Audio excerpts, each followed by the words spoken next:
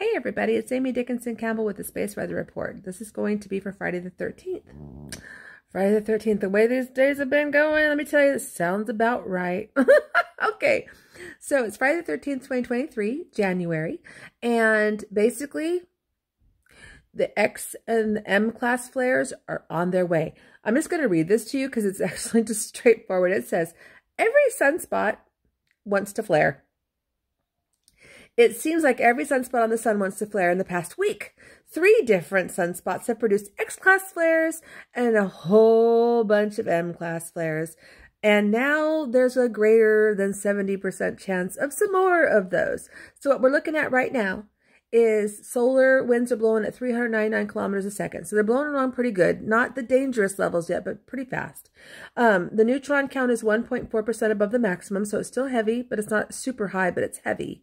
Well, it's above the maximum, so there's that. Okay, now let's get into, we've had M-class flares and X-class flares. They've got us at 65% chance of X-class or M-class flares in the next 24 hours and a 20% chance of X-class flares in the next 24 hours. So seriously elevated. And let me tell you something. There's been a lot of outages that people have been having. Like the planes were landed because they were having problems with the communications and all that. Well, a lot of times when it's widespread, it's because there's said satellite disruption. Now they haven't come out directly and said that, but that would be my guess. Because those solar flares, especially these extreme ones, can cause satellite disruptions. They could actually knock satellites like right out of the sky. I mean, they're pretty bad. If you get like some coronal mass ejections, those kind of flares, forget about it. So we've got some solar flares. They're not coronal mass ejections, thank God, but they are M and X threats, which are extreme UV and can still fry things. So that means what you need to do is use your surge suppressors, you know, to plug stuff in. And if you don't need it, unplug it because it can fry stuff. And so you don't want your equipment to have to burn out on you and have to go get that blue screen of death on your computer and all that other business.